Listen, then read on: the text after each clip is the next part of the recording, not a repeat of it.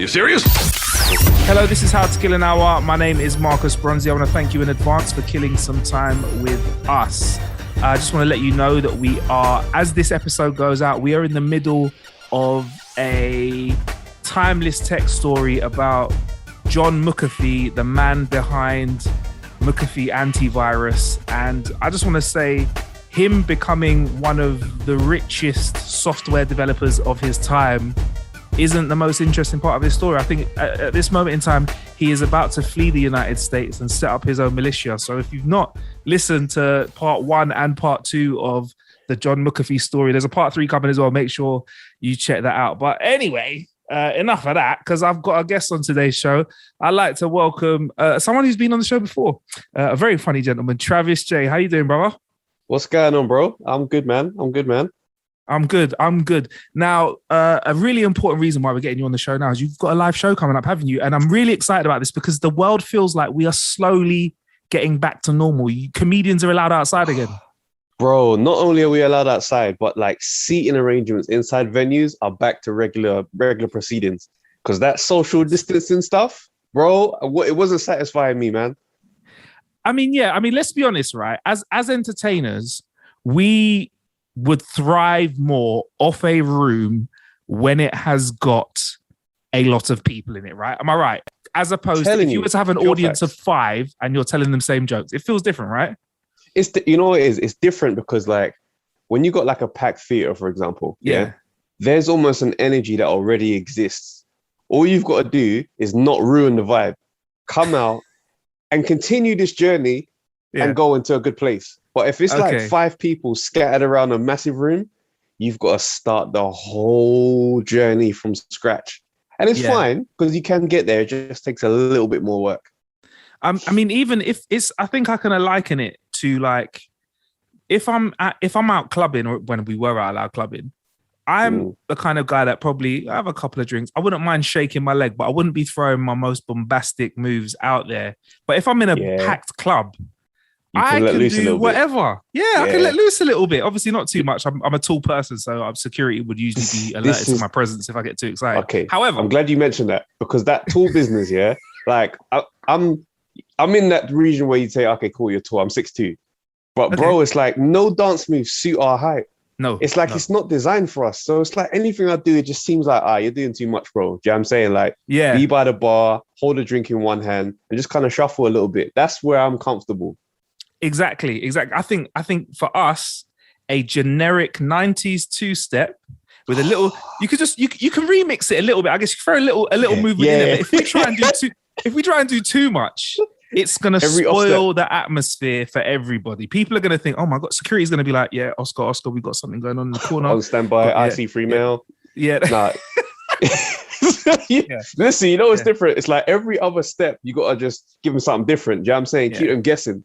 But you can't go too far. Not like them brothers that's like, I don't really want to be like, doing the whole hype thing, but them short guys, they can get busy and it's just like, it's not a threat to anyone. It's good vibes with them, man. It's all good. Everyone looks, look at him, he's cute. Look at that. Look at him enjoying himself. Look at him. Should we put on something with some dance? Should we do Candy? Go on, should we see what happens when Candy goes on? Because he's going to go crazy. Like, look at him like a little, he's cute. Should we give him a drink? Yeah, God, let's give him a little drink. See what you get. But anyway, right. So you've been out of the clubs in terms of like live environments pretty much for the last year and a half. How's that changed? I want to know first how that's changed you as a comedian, like what's changed, and how's that changed your live show? Do you know what? It's a funny one because like I did a lot of Zoom gigs and like there were still some outdoor shows. And it's like, it does scratch the itch that you get as a comic where it's like, all right, I need to tell some jokes in front of people. But it doesn't satisfy it completely because the atmosphere just doesn't come together.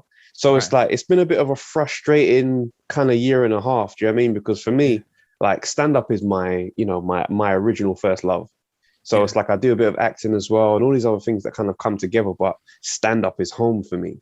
So it hasn't felt like how can I say it? It's like if you was, in a relationship and you ain't had sex in ages. Yeah. Like, but you're still like watching porn, you're still handling your business on your own. It's like, it's doing, you're allowed to sleep at night, but it's scratching the itch, but it's not the same as feeling another body. Yeah, I know what you mean. I know. Trust me, bro. So for this show, right, and I feel like the world has changed quite a bit through this time. We've had some really difficult conversations. Yeah. And like we've had some good moments, you know, we've come together through technology, Zoom parties and Zoom nights out and that stuff together. But it's just made me realize that, you know what, holding back at this stage of my life is not an option for me.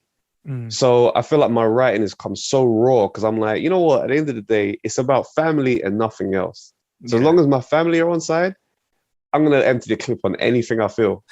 So real talk, that's literally where I'm at right now. Empty the clip on everything, bro. That's what this show is. Like anybody who's seen me perform before, I promise you, you won't recognize the energy that I'm bringing. Is it quite a cathartic experience for yourself as well, getting all of this out and in the open and getting this down on paper and getting this out on the mic? Yeah, absolutely. Absolutely. Because, you know, like I say, as the world has changed, the conversations that the public are having is really different. Like that whole Black Lives Matter era when white people were coming out and saying, I've never really acknowledged that racism was like this for you. That was a really huge moment. And I think we kind of just accepted it. Oh, it's just the Black Lives Matter season. This was open discourse. And I feel like, you know what, let's ramp this up a level. Do you know what I mean? Let's ramp this up and keep this going. I don't think that should be a season that happened last year. Let's take that energy on everything, bro. So that's really where I'm at. Do you know what I mean? And I feel like now's the time. The safe stuff is like, it's gone now. That safe era is gone. Because like the way I see it is certain men ain't getting TV opportunities anyway. So it's like you can play safe on the hope that, no, but hopefully I stay in this nice way and I smile enough and hopefully the man come through and show me love. Or you could just empty the clip and man, at the end of the day, have to say, you know what? I respect you for how you delivered it. You gave it up 100% the whole way. So that's the route I'm taking, fam. 100%. And I feel like sometimes, obviously, as Black people in the entertainment industry, there are less opportunities. So there are two ways of doing it. Like there are people that I think have quite literally said to me over the years, I want to play it safe because if I play it safe, I can 100% guarantee I will not be kicked out of this industry or lose my spot. Do you know what I mean? That's it. Use my little space in this barrel that we have, this proverbial barrel that we have. And I mean, I think I've been guilty of playing it safe in the past. I'll be honest with you, but I have noticed.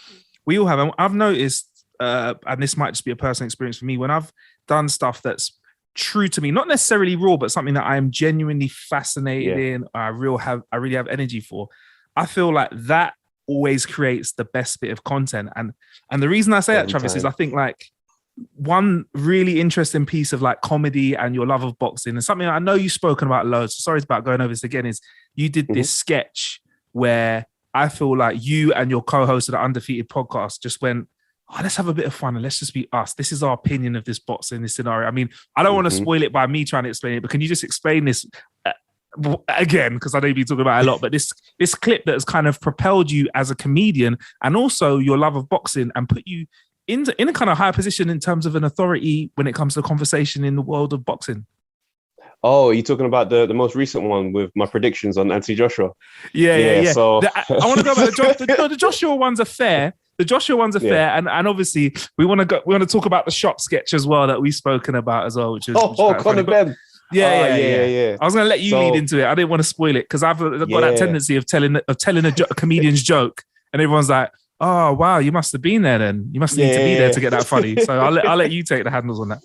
Yeah, so basically, like Conor Benn's a proper animated character in boxing. Do you know what I mean? And we got our boxing podcast, Undefeated podcast. Yeah, and it's like we find this mad little pocket to be in the boxing space where we're both comedians, but we follow boxing, we love boxing.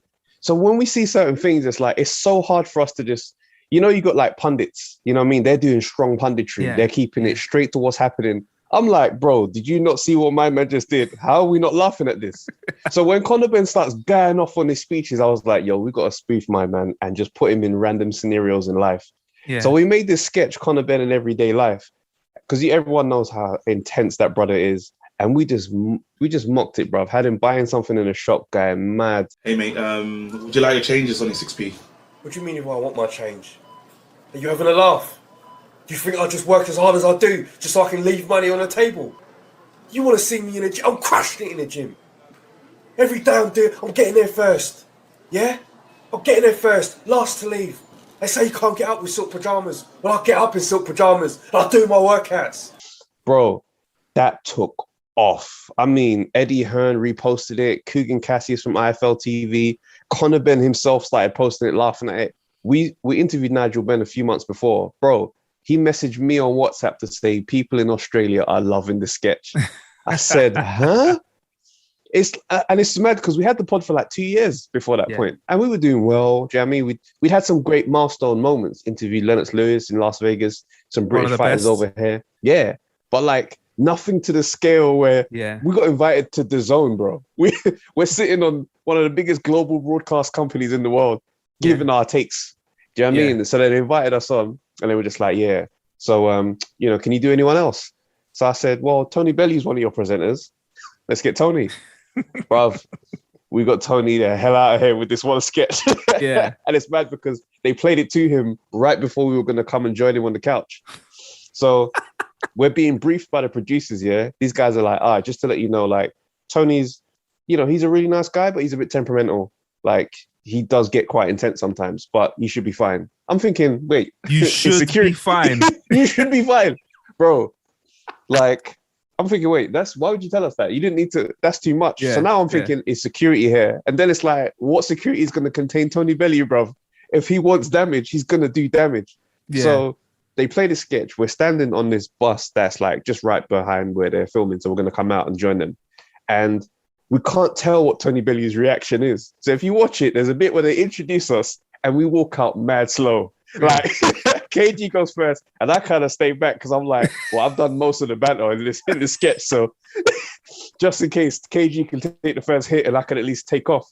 We get out there, and he's just like, "You guys got me," and he started laughing. I was just like, "Okay, cool, we can sit down comfortably, fam." But you start to realize when you're cracking jokes on these men are trained fighters, bro. Like, there's no security guard that's gonna be capable of stopping these men if they want beef. So it's a mad world we're in right now. Because I'd say it's fun ribbing someone, but ribbing somebody you know has a license for their actual fists.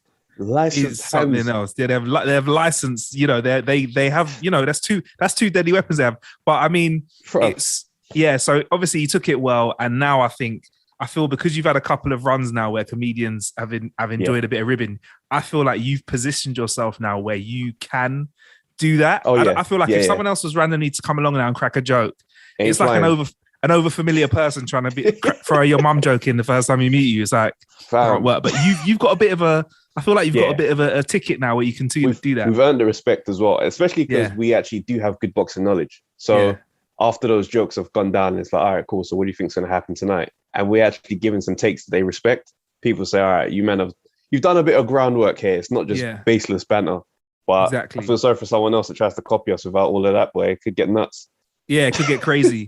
And I mean, and you are raw with your podcast as well, in terms of you're not afraid to give takes that are not the most popular takes. Yeah, and sometimes I feel like some of the stuff that you say that I see stirs the pot the most feels like it's sometimes it's hard to hear the truth about boxing because there's a lot of hype around it. And I'll be honest with you, I'm the first to say to you, Travis, I know enough about boxing. No, I don't know anything about boxing, if I'm honest. I know enough to just know who the big fighters are and be like, he got beat up, he didn't. Maybe it looks like he's not getting hit as much, but I haven't got a technical knowledge. I haven't got an understanding of the full history of boxing because there's a vast history spanning over years. So when it came to the Joshua fight recently, I mean, you had some takes. I mean, you had some predictions, you had some takes. Do you want to talk us through that? Because everyone has a plan, as they say in boxing, until you get a punch in the face. So, you know. Listen, so imagine, they invite us to the pre-fight broadcast on DAZN, right? And so the DAZN, Sky Sports have the UK rights to the fight. DAZN are doing literally everywhere else on this planet. So they brought in Akam Barak, who face up their American team. So they're kind of leading the thing. So we're on there with Akam Barak and we're talking about the fight, predictions, stuff like that. For some reason, in that moment, I've made a decision that Joshua is winning this fight. And it's not just winning, he's doing it with ease. And it just, you know, that feeling of like conviction just hits you. Yeah. So I'm like, nah, you know what? And I didn't like how, you know, it didn't feel like they was really respecting AJ the way I felt like they should be. Do you know what I mean? I don't know if it was that UK-US thing kind of creeping up underneath the undercurrent. It is. So I was like, nah, you know what? AJ is smoking his brother tonight. I put my name on it. I said that with so much chest, bro. And you know what the maddest thing about that is? That's not even a phrase I regularly use in like my life. I don't say that. In that moment, that felt like the right thing to say. And I was like, boom, put it out there. My boy says, look, we have a podcast and we have a call-in show. If you think he's wrong, phone in on Monday and tell him. So the night goes ahead and, you know, Usyk handles his business. You know what I mean? Yeah. And I'm sitting there in silence like, what have I done? Like, this is a global broadcast, bro. Mad, bro. People messaging me in my DMs in other languages. Just telling me, like, laughing. Is it all you're recognizing out the DMs is the emojis? Because it's the picture of AJ losing, picture of AJ getting hit, random language emojis. I'm like, bro, like Ukraine men are hitting me up to do this. It was nuts, man. But so you've recovered from that now, and the great thing about boxing is there's always another day and there's always a conversation around it. But for somebody who, like I said, I wouldn't say a layman, but I wouldn't have an advanced knowledge in boxing. What happened to AJ on the night? What happened to him? It was just, it was literally comes down to just making the wrong game plan. So it's like AJ's natural advantages into this fight. He's bigger than him. He's naturally stronger. The guy's coming from a lower weight class. He's bulking up to fight AJ. So it's like, you should just say, run straight through this man. Go to him and beat him the hell up. Which is what I thought he was going to do when I made my prediction. But this Usyk guy is a very skilled boxer. Like, the man have been boxing since they were 6. Like, his amateur career is deep. He's a very advanced fighter. AJ wanted to prove to the world that he could box as well as him. So he came out on some, pitter-patter, trying to keep up with the smaller man, really just trying to make an unnecessary statement, when realistically, you should have gone and bulldozed him. So I think now that he's learned that lesson of just like trying to prove things to the, spectators and commentators, I think in the rematch, he'll take it to him, and I believe he'll get it done. Okay. But, are we going to go for the big smoke chat? Are we going to go for the big smoke chat? No, we're not going for the big smoke chat this time. Right now, it's like I'm saying that's how he has to do it. It's up to him if he wants to do it that way. Okay, right. So you're so in essence, you're saying that it was AJ. So there's 2 types of boxing from what I've heard. Like you said, there's just straight muscle, and then there's what's it called? Like a rig, a boxing IQ. Would you say? Boxing IQ, yeah. Boxing IQ. And from when I watched the fight, it looked like Usyk was coming in and boxing and getting out before he could get hit. Right. And it felt like AJ wasn't, like you said, he just wasn't throwing any punches. And I feel like, personally, for me, I've heard a lot of conversation about boxing IQ and technique and skill. And, for example, we talk about Mayweather, extremely skillful at hitting and not getting hit.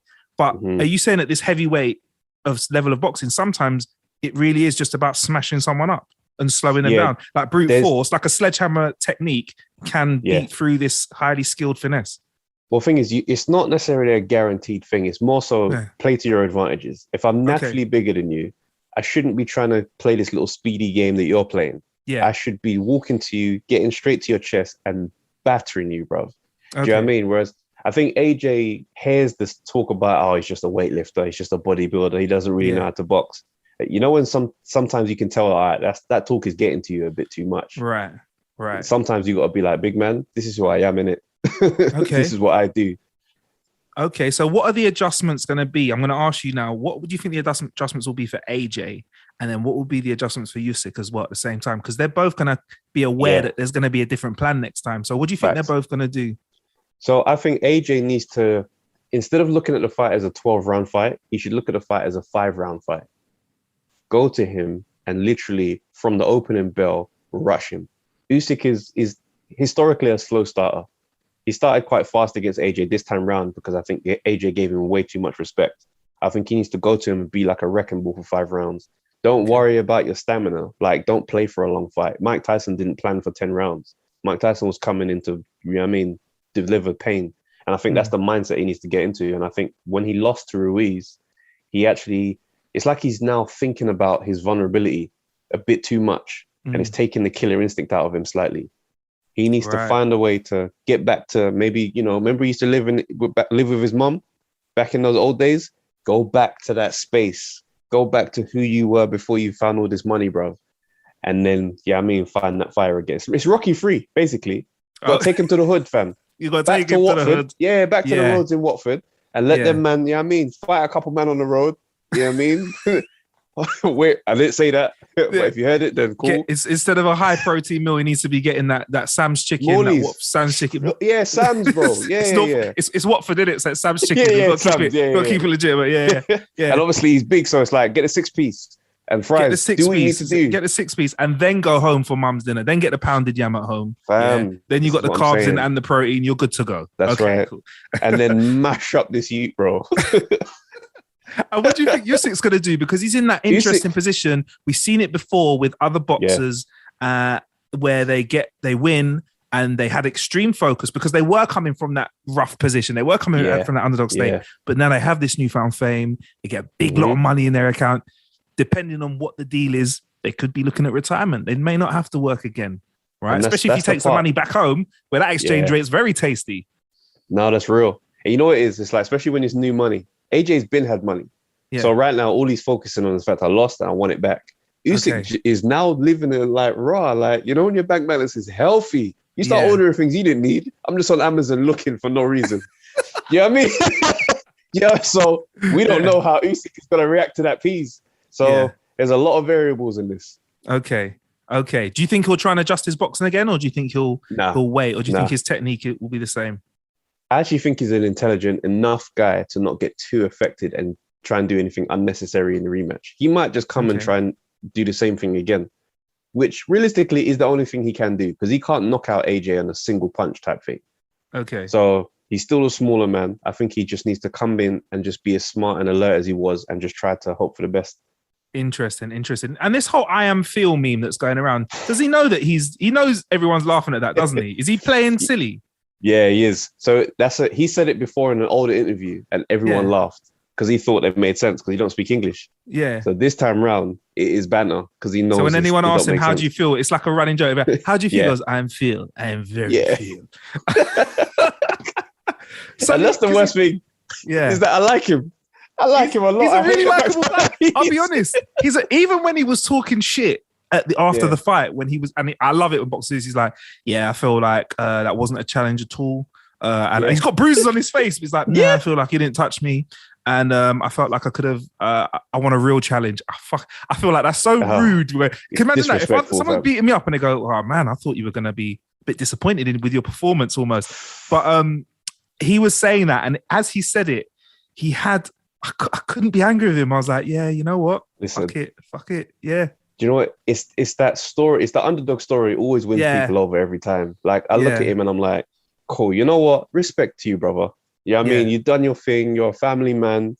Yeah. And for me, I always look at him when I see man's a family man. Straight away, he's got my respect. Like outside of the competition side of things, I'm like, you know what? Respect to you, bro. You know what I mean? You dedicated your life to this thing as well. So credit to you. You deserve the big nights. Okay. Are you going to talk about boxing in this upcoming live show then? Will it be a part? Yeah, there's some behind the scenes stories that there's things that we've experienced. I'm going to be talking about as well, bro. There's a night in Vegas. We just finished the interview with Lennox Lewis. Yeah. Lennox Lewis is proper happy with the interview. He's in a great mood. He says to his boys, yo, take these men out to see Vegas. Order shows them. Take care of it. Oh my days. That story. Wow. So you got the hey boys, show them a good time. You got that? Bro, literally. It was crazy. The last undisputed heavyweight champ of the world just gave us that. Get out. Yeah. So you had a Hall of Fame of basically one of the best out there ever to do it. Just said, show you. I know you think you've seen Vegas, but show them Vegas. Very different setting. So that story's coming out. Wicked. Yeah, it's gonna be. There's a lot of behind the scenes stuff that's happening with the pod, and it's gonna be fun, man. Okay, I look forward to that, man. All right. Anyway, look, when we usually have these conversations, we usually like to have a little look at what's going on in the world of tech. Cool. And one story that has popped up, Travis, is there's another big rivalry. I wouldn't call it the same as AJ and Usyk at the moment, but Elon Musk and Jeff Bezos, they've been going at it for a while now because basically with their combined riches, we all know they could probably end world hunger. They could make sure everybody has a roof over their head. They can make sure we all have clean water, but no, they're starting the mass exodus of this planet with commercial space travel. There's even talk about them, trying to get art installations on Mars so that when we go there, we can feel comfortable and enjoy some fancy overpriced art. So that's where that's where they are at the moment. There's been a lot of banter. There's been a lot of stuff happening behind the scenes, in front of the scenes, but a big deal on the 30th of September, Elon Musk overtook Jeff Bezos as the richest man in the world. And the founder of SpaceX saw his wealth rise to 203 billion, making him only the third person in history to have over 200 billion in the bank account. Musk didn't really take it too seriously. And in an email to Forbes, who compiled the list, he said he'd send Jeff Bezos a silver medal. That was his comment on the matter. Bro, both of these men are dickheads, man. Like, really proper dickheads. Like, how tone deaf are these men? We are going through a strong pandemic, and these men are doing rich guy Olympics in front of us, and they want us to clap. You remember when Jeff Bezos, when that little trip to space, he goes, "You guys made this possible." You dickhead, bruv. Man are working in a warehouse, underpaid, and you acting like I'm supposed to feel prideful. Oh, bro. You know what's mad about these guys is that they literally wake up every single day, like with the options of feed everyone in the world or go gym. And they literally make the alternate choice daily. Like, I don't give a damn what these men achieve. And the fact Elon Musk was messing up with my Bitcoin investments was even more pissing me off, bro. So you're into crypto. So you've been part of this situation when do you check? There's a thing where people have said people check Elon's tweets to help predict how fucked up their Bitcoin or how good their Bitcoin is going to be in terms of value. Fam, every time I see a sudden dip, I go straight to his timeline. Always him. Always him. It made me really have a personal vendetta against him. And I don't like the fact that Jeff Bezos has got me hooked to Amazon as well, because I feel like I'm supporting someone that don't need support right now. It's so hard to not use Amazon. He's made it too convenient. Oh, bro, I hate the fact that there's when you have that bit where it goes in, it's like Travis's Amazon. And I click in there every day. I click on it. It's like, how does it know that I need this? I'm like, I just thought that. And here it is for cheap. It could be here tomorrow. It's too much, man. What's been your most recent purchase where you think Amazon goaded you into it? A football pump. A football pump? They got me the hell out of here with that one.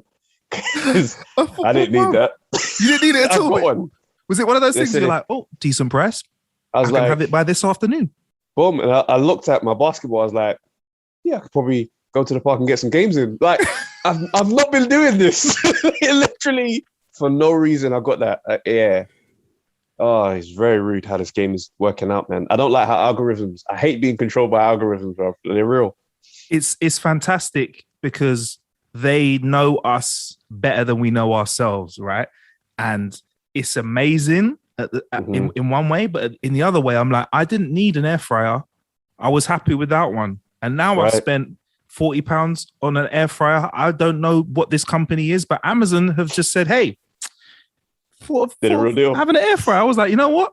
Yeah, I want an air fryer. And this was before the £4 air fryer came out, which I didn't get. Because did you hear that when someone messed up with pricing on Amazon, there was a £4 air fryer or a £6 air fryer, and I ordered 3, didn't get any. I got a refund. But so yeah, I have purchased a few things, and I've been like, you really didn't need that, but you have it.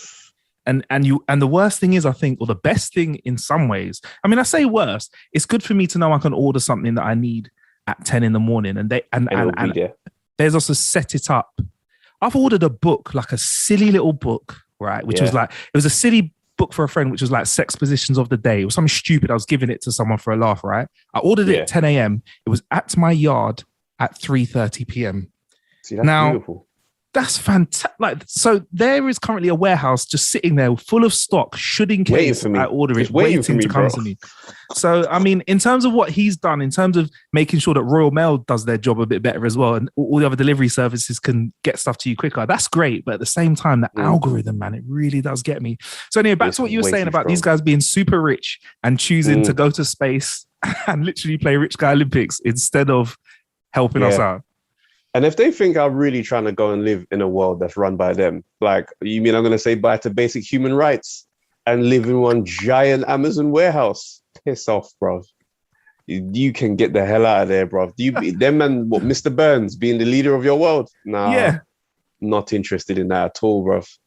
You know what? This, Mr. Burns, this is what kind of leads me into my and this isn't a popular opinion that I drop all the time because people think I'm going into like conspiracy theory mode, and I'm not.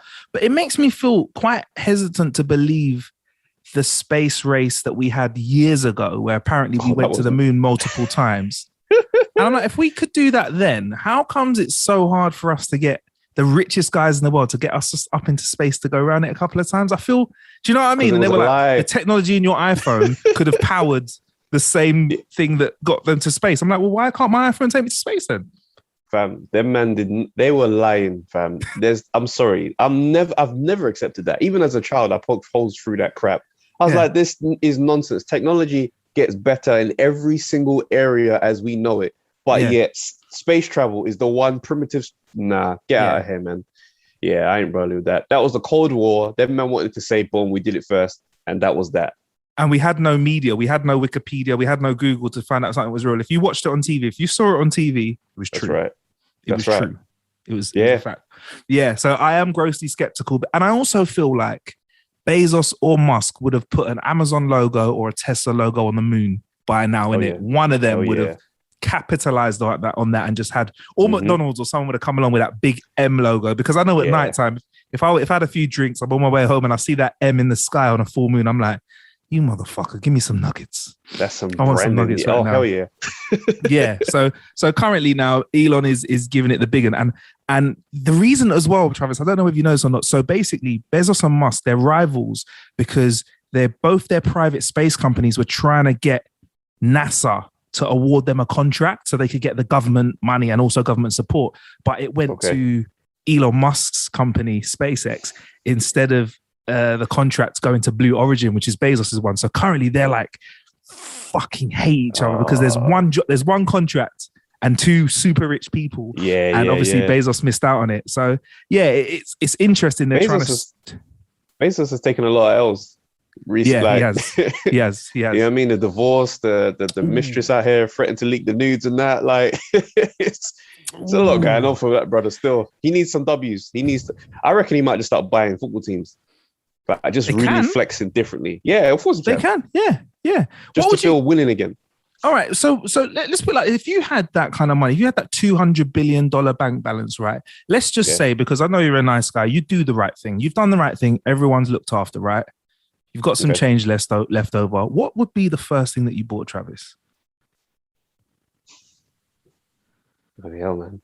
It's mad, isn't it? It's because every day they have this thought, like, I could just buy anything. Anything.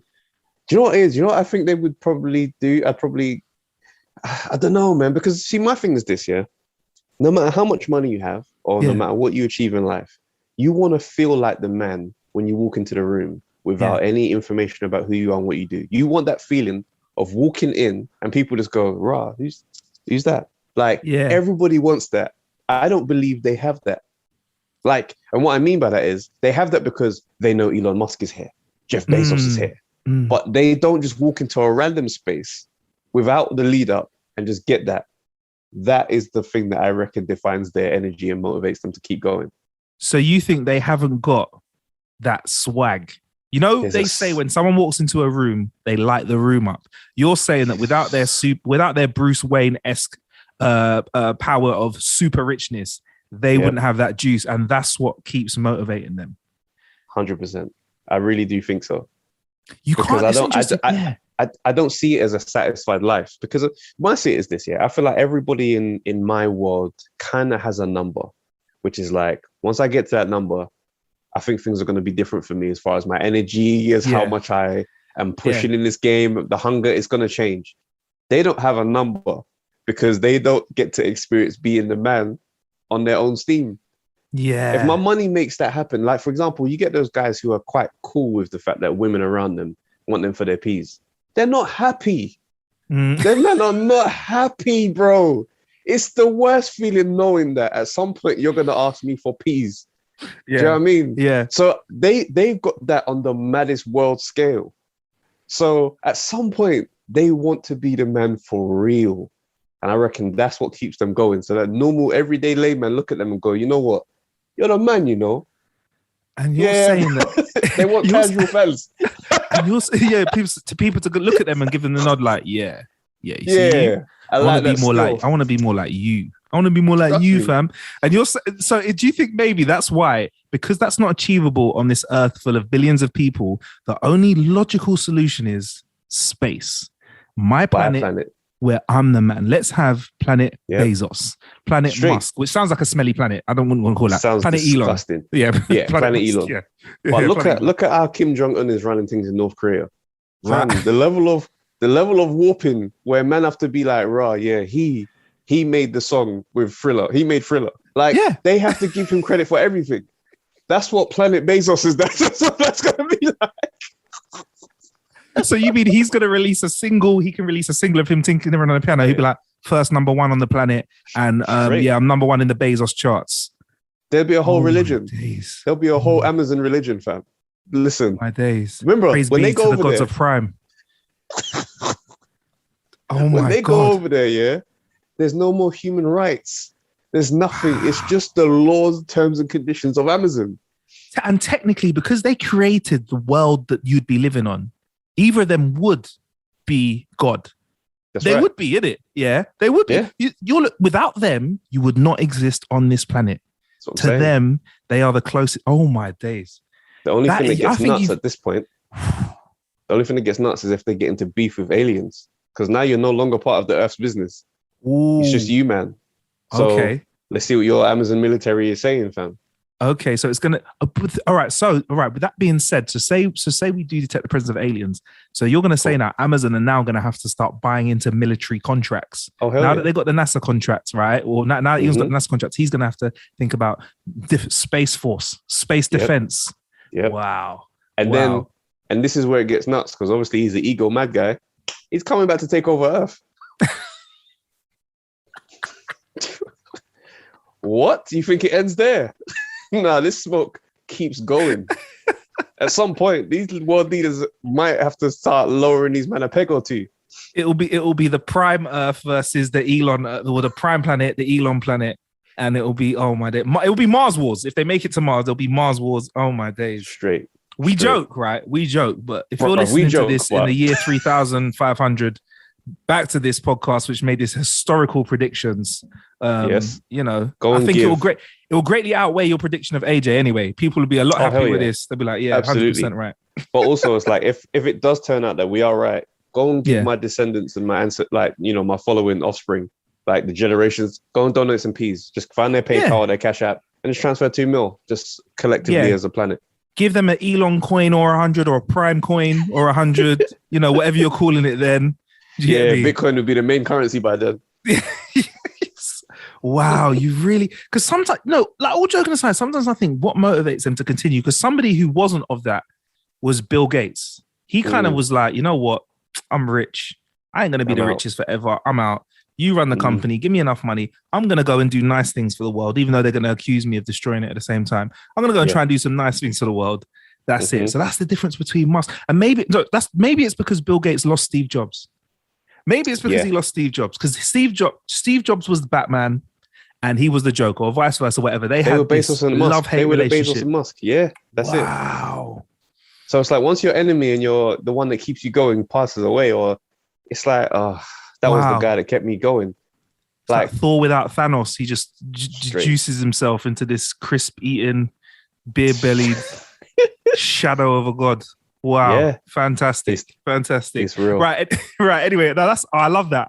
I feel like we've hit some real We've truths done there something between the there. Something funniness there. special just happened. Something's happened there. So where can we find this show, Travis? Though I want to know where it is, when, where, how we can get a ticket and enjoy So, ourselves like Bloom's- humans used to. Together in a real room.